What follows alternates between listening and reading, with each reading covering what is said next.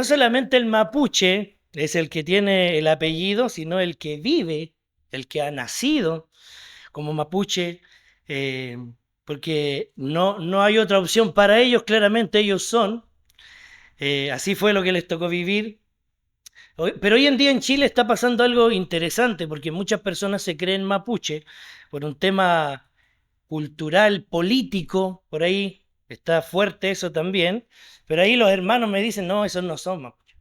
Mapuche es el que está acá, mapuche es el que vive acá.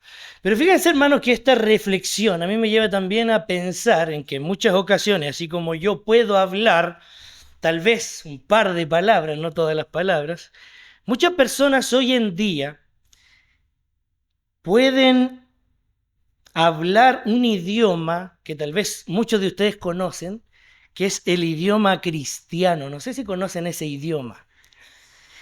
El cristianés, dicen por ahí. Pero interesantemente, hermanos, algunos saben el idioma cristiano evangélico o predican como cristianos, oran como cristianos, pero no todos viven como cristianos. El día de hoy, como decía mi hermano, quiero hablarles acerca de la santidad y el carácter del hombre que evangeliza. John MacArthur dijo, la herramienta más grande y sencilla del liderazgo es el poder de una vida ejemplar. Thomas Brooks, un puritano, dijo que el ejemplo es la retórica más elocuente. Quiero invitarles hoy día a abrir sus Biblias en 1 Timoteo capítulo 4, versículo 12. 1 Timoteo capítulo 4, versículo 12. Tal vez ustedes ya saben ese versículo de memoria que dice, ninguno tenga en poco tu juventud, sino sé ejemplo de los creyentes en palabra, conducta, amor, espíritu, fe y pureza. La Biblia textual dice, nadie menosprecie tu juventud, sino sé ejemplo de los creyentes en palabra, conducta, amor, en fe, en pureza. La Nueva Biblia de las Américas dice, no permitas que nadie menosprecie tu juventud, sino sé ejemplo de los creyentes en palabra, conducta, amor, fe y pureza. Y la NBI dice que nadie te menosprecie por ser joven. Al contrario, que los creyentes vean en ti un ejemplo a seguir en la manera de hablar, en la conducta, en amor, fe y pureza. Vamos a orar al Señor. Padre amado, nos humillamos delante de ti y te quiero pedir, Señor, en esta tarde, que tú puedas alumbrar nuestro corazón, los ojos de nuestro entendimiento para que podamos ser estimulados a vivir el Evangelio. Te lo pedimos por los méritos de Cristo. Amén. El día de hoy, hermanos, quiero usar ese versículo para poder hablarles acerca de lo que Pablo le dice a Timoteo en su primera carta. Pablo le dice a Timoteo que él es su hijo en la fe, según lo que dice el capítulo 1, versículo 2, y él lo hace por medio de esta primera carta de una manera muy formativa. Esta primera carta que trata de los asuntos de la iglesia, en donde necesariamente Timoteo debía permanecer allí en Éfeso para poder corregir, para poder enseñar la palabra de Dios, ya que habían deficiencias en la enseñanza, según lo que indica el capítulo 1, versículo 3 al 20. También habían problemas en la iglesia que requerían un liderazgo sano, según lo que dicen los capítulos 2 y 3. Habían falsos maestros, además, según lo que dice el capítulo 4, y además habían responsabilidades pastorales que él tenía que tener desde el capítulo 5 al capítulo 6, primera parte. Pablo le recuerda a Timoteo cómo debía ser un hombre de Dios. Y el contenido, hermanos, de esta carta expone firmemente lo que, gracias al Señor, alumbra nuestro corazón, alumbra nuestra mente por medio de leerla en relación a la falsa doctrina que no solamente se enseñaba en ese lugar, sino que también se descubría por medio del ejercicio de la conducta de las personas. El ejercicio de esa conducta también había exhortado, en este caso Pablo, a Timoteo para que él fuera a ver a ese lugar, a militar esa buena batalla, manteniendo una fe no fingida y la buena conciencia. Claramente la diferencia que hacía Timoteo en ese lugar era diferente a lo que hacían los falsos maestros. Justamente esto, hermanos, permitiría demostrar la congruencia entre la enseñanza y el carácter de un pastor o alguien que usaba fielmente la palabra de verdad. Interesantemente, el versículo que hemos desarrollado al principio, que hemos leído al principio, que era Timoteo, 1 Timoteo 4:12, expone la forma en la cual Pablo, inspirado por Dios, expresa un deseo para Timoteo. Y tal como hemos dicho el día de hoy, hermanos, vamos a hablar acerca de lo que es la característica de un hombre que evangeliza, la vida de un hombre que evangeliza. Como hemos dicho, las características de los falsos maestros se dejaban evidenciar por su conducta. Y tal como lo menciona el capítulo 1, Pablo escribe con el propósito de que Timoteo se presente con un corazón puro, de buena conciencia, de una fe no fingida, a diferencia de los que habían perdido el camino que estaban siguiendo. Además de eso, demostraban en muchas ocasiones qué era lo que solían decir los maestros de Éfeso, que no lo vivían, ni siquiera lo entendían, simplemente querían estar al frente ahí enseñando la ley. Pablo dice, y lo mencionaron anteriormente, que la ley nos permite ver que claramente no somos perfectos ante un Dios perfecto, expone nuestro pecado, nos permite ser personas humildes que tiemblan ante el Dios santo, y tal como lo menciona Gálatas también, la ley ha venido a ser nuestro ayo para llevarnos a Cristo, pero como menciona el capítulo 1 y el versículo 15, esta era la descripción de un fiel discípulo de Cristo, alguien que entendía lo que enseñaba, alguien que amaba de quien hablaba, alguien que sabía lo que era y no tenía miedo de decirlo. Dice el texto, fiel es la palabra y digna de ser aceptada por todos, que Cristo vino al mundo a salvar a los pecadores, de los cuales yo soy el primero. Esa era la evidencia, esa era la manera de demostrarse, en este caso el apóstol Pablo hablándole a Timoteo, humillación, humildad. Interesantemente, hermanos, justamente esta forma de predicar, esta forma de enseñar, establecía también el parámetro del testimonio del predicador. Considerando que solamente por la misericordia de Dios, por la gracia de Dios, alguien se podía parar allí a poder enseñar, a poder exponer las virtudes del que nos llamó de las tinieblas a la luz admirable. Y esto también reproduciría un ejemplo de cambio. Y tal como lo menciona Pablo, la clemencia del Señor, la longanimidad, la paciencia, era demostrada por medio de la vida del creyente. Un ejemplo de transformación que el Señor había hecho en su vida, Dios también había tenido con un pecador, como el nivel de la fama que había alcanzado el apóstol Pablo también antes de conocer a Cristo. El ejemplo del apóstol y del predicador o pastor, como le dice Pablo a Timoteo, debía ser expuesto a la comunidad. Y esto es lo mismo, hermanos, que Cristo también se demostró cuando Él estuvo acá en la tierra. Su testimonio fue dado en sus propios tiempos, a lo que en esta misma autoridad y este mismo ejemplo, Pablo quería que los hombres evidenciaran con sus vidas lo que había sucedido también en ellos. Justamente no debía haber nada que les hiciera demostrar ser inconsecuentes cuando levantaran manos santas, dice el versículo 8 del capítulo 1, para predicar, para orar, sin ira, sin contienda. Y asimismo el mandato a vivir el evangelio no solamente estaba con el predicador, sino también con todos los hermanos que pertenecían a la iglesia de Cristo en aquella ciudad. El texto o el libro hace alusión a las mujeres.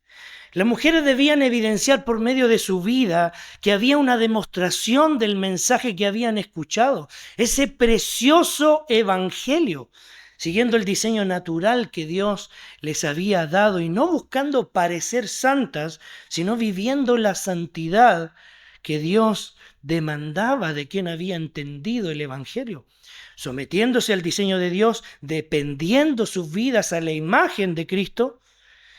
Por lo que además de esto, las vidas santas de los creyentes debían también ser reconocidas públicamente. Interesantemente, considerando el proceso de observar a quienes tenían el anhelo de obispado, Pablo también expone ciertos textos que nos ayudan a entender que los que iban a liderar la grey de Dios, los que iban a capacitar a los santos para la obra del ministerio, también debían demostrar una vida acorde a lo que era el Evangelio. Los ancianos y los diáconos de la iglesia, a quien Timoteo debía formar, no solamente debían estar llenos de conocimiento.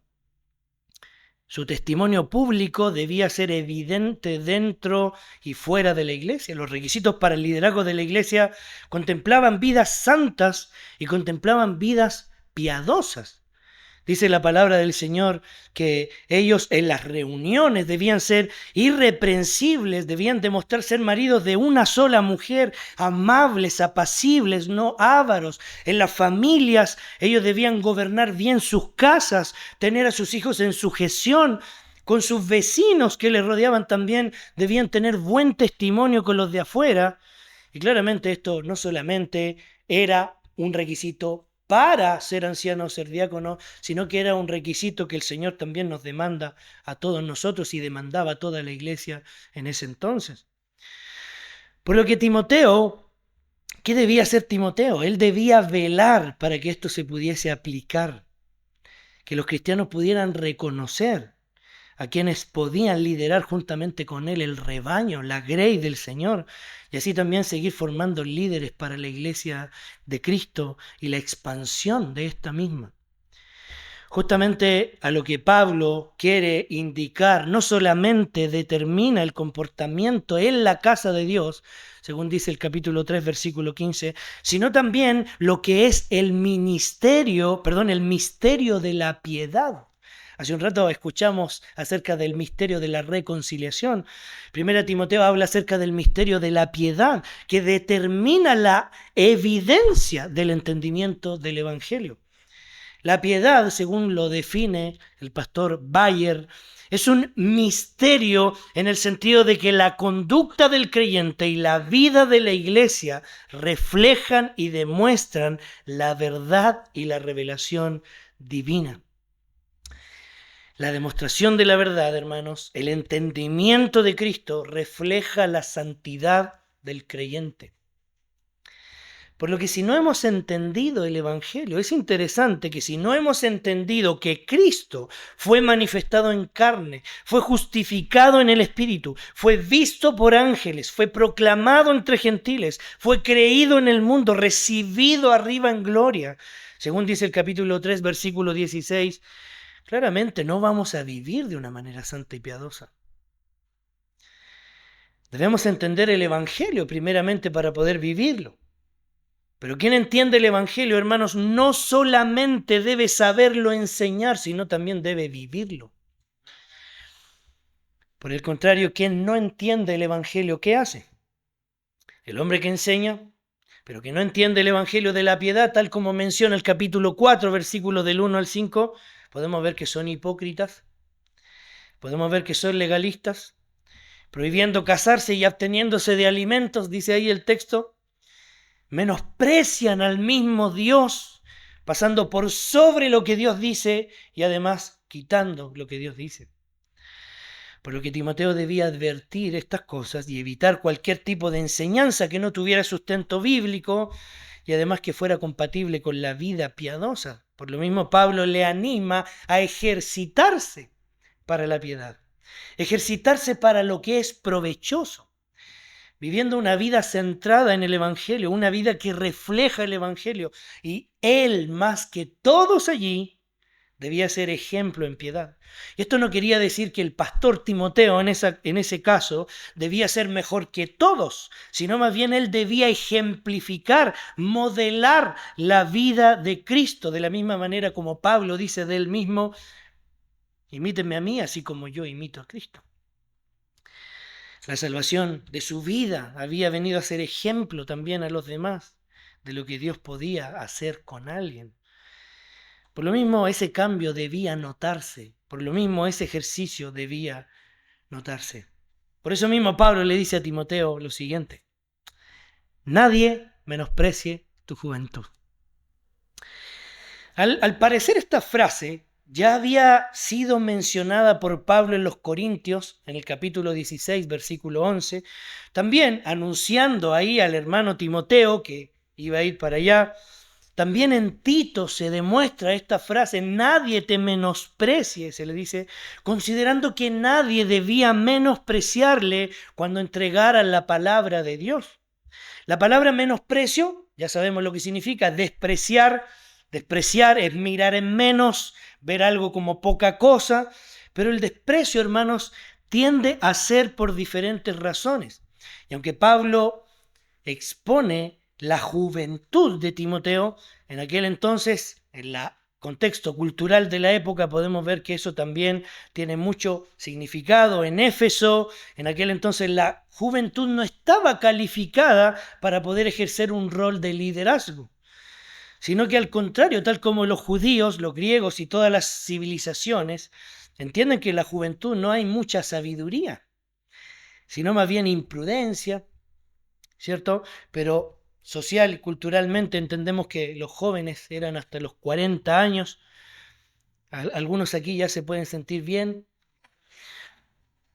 Pero el punto aquí, hermanos, es que Pablo no está categorizando a Timoteo por su juventud, como algunos hemos tomado de repente, sin estudiar el texto, este pasaje para darle valor a los jóvenes, sino más bien el propósito principal de este pasaje tiene que ver con ser ejemplo. Para nuestro consuelo, este imperativo, algunos mencionaron ahí algunos verbos, es un verbo medio o pasivo. ¿Qué significa eso? Que la acción no la hace solo, alguien la hace por ti. Por lo tanto, interesantemente, quiero que esto tú lo puedas meditar al final de lo que estoy exponiendo, pero sé ejemplo, dice el texto, en palabra, como bien dice la NBI, en cómo hablas.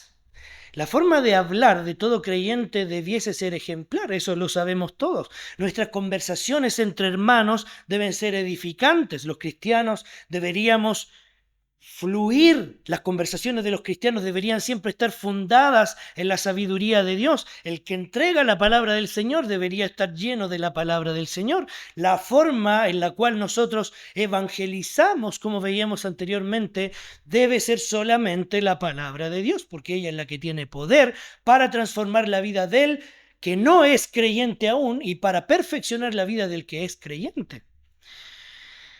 No solamente el pastor debería hablar la palabra de Dios, no solamente el pastor debería ser ejemplo en cómo habla, todos deberíamos ser ejemplo en cómo hablamos. Todos tenemos el Espíritu y como dice Hechos 1, capítulo 8 y 9, recibiréis poder cuando haya venido sobre vosotros el Espíritu Santo y me seréis testigos. No le está hablando solamente a los discípulos. Cuando viene el Espíritu Santo a nuestra vida, hermanos, tenemos el poder para ser testigos de Cristo. El que no tiene al Espíritu no tiene el poder para ser testigo de Cristo. Por lo mismo, hermanos, ninguna palabra ociosa o algo que ensucie, algo que nuble, algo que corrompa el mensaje glorioso del Evangelio de Cristo debe estar en la boca del hombre que evangeliza. Eso nos cuesta a todos. Además, el ejemplo que debía vivir Timoteo también era en conducta. La conducta se describe como el estilo de vida que llevamos. Las corrientes de este mundo muchas veces nos llevan a estar pensando constantemente en cuáles son las cosas que debo tener, o cuáles son las cosas que yo debo hacer, o cuáles son las cosas que debo vestir, cuál es mi estilo de vida. Pero hermanos, mi conducta no debe ser establecida por el mundo, sino por la palabra del Señor. Mi conducta, hermanos, debería llevarme a preguntar en algún momento si mi estilo de vida es como Cristo o no. Una vez más lo repito, 1 Corintios capítulo 11, versículo 1, Pablo dice, imítenme a mí porque yo imito a Cristo. Pablo no está diciendo yo soy el perfecto, él está diciendo Cristo es el perfecto, a él hay que imitar. Pablo le dice a los efesios también, imiten a Dios, sed imitadores de Dios como hijos amados. Yo siempre recuerdo a mi esposa, que está aquí, que cada vez que a mí se me ocurre una estupidez por hacer, ella me dice, ¿crees que eso lo haría tal pastor? Que obviamente es mayor que yo. Por eso la juventud ahí de repente pasa la cuenta, pero ya voy a ser viejo. ¿Ves a tal pastor haciendo eso? Y es interesante eso, porque en esos pastores, en esos hermanos que viven el Evangelio, que son ejemplos del Evangelio, son ejemplos de seguir a Cristo, uno puede también ver eso, y a esto es lo que se refiere Pablo con Timoteo. Sé ejemplo. Claramente, hermanos, las personas no son el Mesías, pero si vives como Cristo, serás imitado como Cristo. Además, el texto dice, sé ejemplo en amor. El significado ahí es ágape, que significa amor divino, el amor de Dios, o en Dios es la manera en la cual amamos. Además de esto, entendemos, hermanos, que no solamente amar en Dios o amar como Dios, en este caso, o tener el amor de Dios tiene que ver con el cariño simplemente que le damos a los hermanos físicamente o hablando, expresando su contentamiento, llorando con los que lloran, sino en cómo ejercemos también ese amor, o cómo Dios ejercía el amor hacia los demás, cómo Dios ejerció el amor al mundo enviando a su Hijo para que todo aquel que en él cree no se pierda, más tenga vida eterna. Y eso evidencia totalmente el lamento que muchas veces debiésemos tener, pero el amor entregándonos por nuestros hermanos, que tal vez aún no han sido tan perfeccionados como tú, o tal vez la misericordia, la gracia que debes tener por las personas tal como Cristo te miró a ti un día. El amor de Dios que sobrepasa todo entendimiento. El amor de Dios que no lo podemos alcanzar porque es tan alto, porque es tan bajo, porque es tan ancho. Hermanos, a causa de esto, Pablo también, bueno, Juan expresa en primera carta de Juan, perdón, capítulo 3, versículo 16, que en esto hemos conocido el amor que Él puso su vida por nosotros. También nosotros debemos poner nuestras vidas por los hermanos. Tal es el ejemplo de Juan también en esa segunda carta donde él asume que el amor es en la verdad, no en hacer cariño simplemente, no en sobar la espalda, considerando que amar implica guardar los mandamientos del Señor, procurar que los demás también guarden los mandamientos del Señor, como dice Colosenses 3, estimularnos. Hebreos 10 dice estimularnos al amor y a las buenas obras. El concepto que recalca ahí en esa ocasión no tiene que ver con palabras, sino con hechos, pero en la verdad, según lo que dice la palabra del Señor ahí en Juan. El ejemplo, hermanos, en amor se evidencia totalmente en cómo vamos demostrando a los demás que les amamos, porque no queremos que se pierdan de la voluntad de Dios, sino más bien que permanezcan en la verdad. Además, el texto contempla dos características más de la santidad y el carácter de la vida del hombre que evangeliza, que es la fe y la pureza. Yo sé que tal vez ahí los que tienen la Reina Valera ven espíritu, pero no lo vamos a tocar hoy día, porque entendemos que esa palabra tal vez no está ahí en los manuscritos, pero fe significa confianza, creencia, convicción, buena fe, doctrina, garantía, muestra, compromiso, fidelidad, según lo que expresa un diccionario de esta palabra, que la fe, hermanos, es lo que conocemos como lo que sostiene nuestra relación como creyentes. No simplemente tiene que ver con creer en Cristo, sino en la fidelidad a Él. Uno de los pastores de acá compartía algunos meses, cuando murió el pastor MacArthur, la importancia de leer a teólogos muertos, en el sentido de que es la mayor forma de corroborar si llegó fiel o no a la meta. A eso se refiere el punto. Mantente fiel. Sé ejemplo en esa fe, en esa fidelidad. Y justamente, hermano, la fidelidad de Cristo es lo que debía caracterizar la vida de Timoteo. En este caso, esta es la misma forma con la cual la fidelidad es requerida al momento de vivir entregando el glorioso evangelio. Cuando somos infieles, cuando caemos, lamentablemente el enemigo saca provecho para cegar el entendimiento de los incrédulos para que no vean la cruz de Cristo y no puedan escuchar el mensaje del evangelio. Porque su tipo de tierra, como dice la parábola del sembrador, está llena de cardos. Y yo espero que no seamos nosotros esos cardos. Y por último, hermanos, la pureza, que significa castidad, castidad, pureza, continencia. La pureza en este contexto, considerando que Timoteo era joven, totalmente está llevada a un contexto sexual. Y esta frase o este concepto me parece que es muy delicado de poder también tratar el día de hoy en relación a la pureza. Porque Pablo le dice en otra ocasión, en la segunda carta a Timoteo, que él debe tener ese mismo cuidado cuando él le habla a las jovencitas de la iglesia. Él debe cuidarse en la forma que ejerce su ministerio, porque de esta manera, también al considerar su juventud, no conocemos a cuál era la esposa de Timoteo, o si en algún momento se casó o no, debía también ser compatible con el mandato del Señor.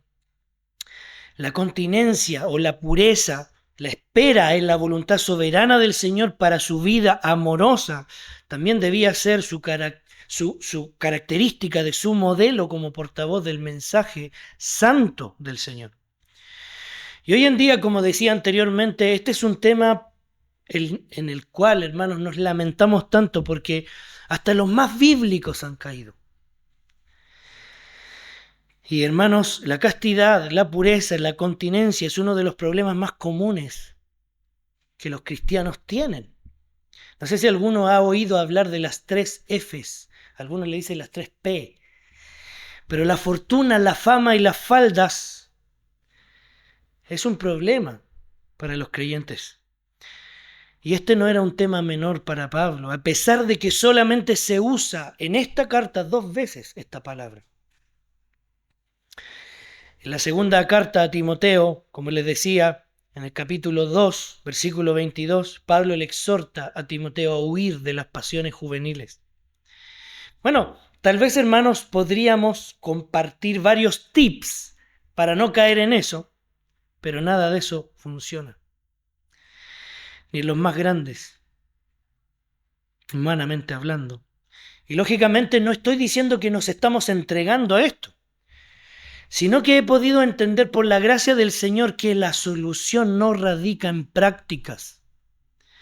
Tal vez puede ayudar algún medio de gracia, tal vez algo que tú puedas cuidarte para que no caigas en eso, pero si tú quieres caer en un pecado sexual, lo vas a hacer sea como sea. Pero el punto aquí, hermanos, que todo esto tiene una solución que reposa solamente en una cosa.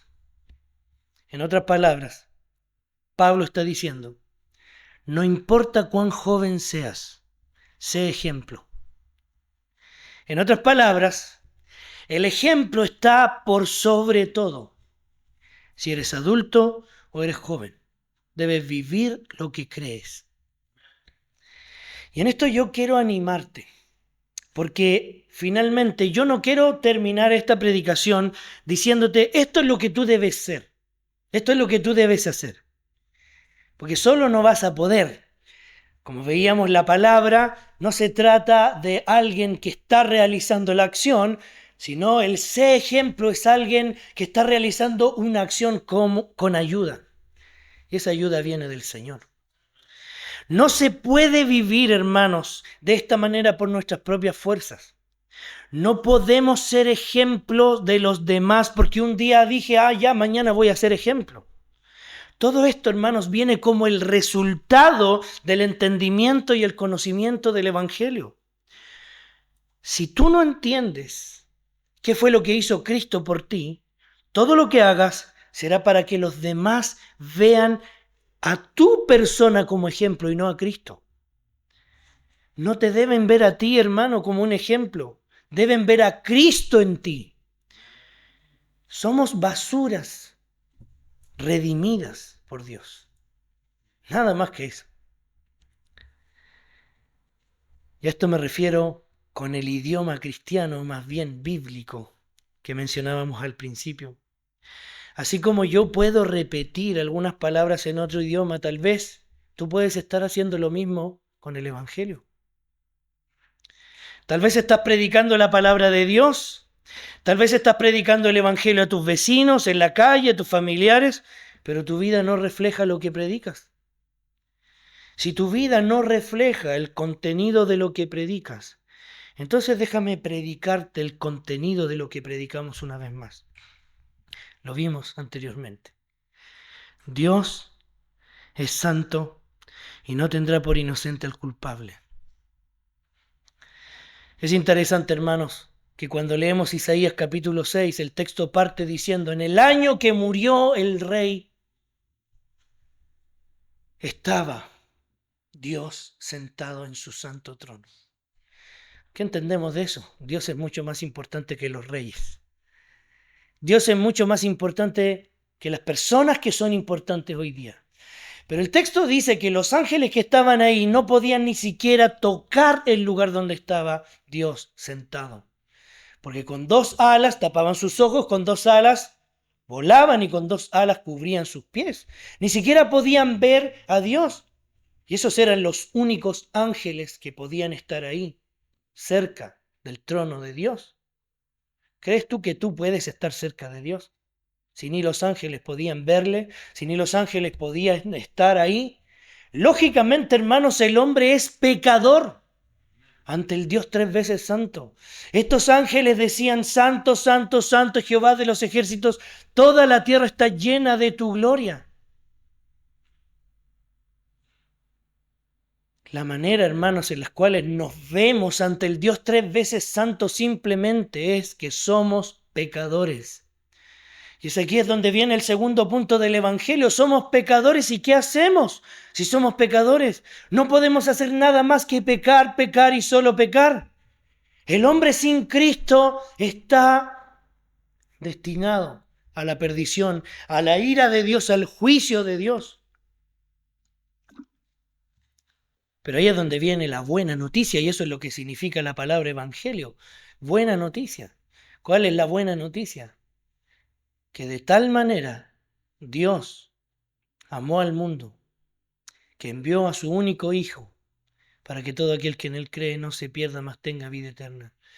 Permíteme ordenar ese texto, porque Dios, el Dios tres veces santo, el Dios perfecto, el creador, el que hizo todos los cielos, la tierra y todo lo que en ellos hay, donde nadie puede llegar a su trono porque somos pecadores, ese Dios me miró de tal manera como yo era, de tal manera como tú eras, y envió a su Hijo a morir en la cruz y pagar en la cruz por mi pecado, por tu pecado,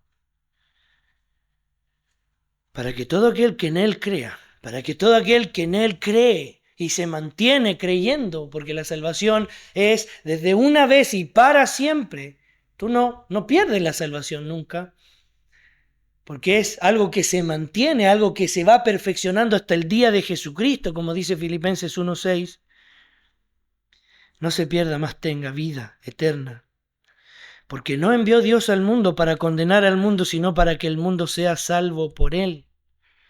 Por lo mismo, hermanos, Cristo mismo predicó: arrepentíos, el reino de los cielos se ha acercado, arrepentíos y creed en el Evangelio.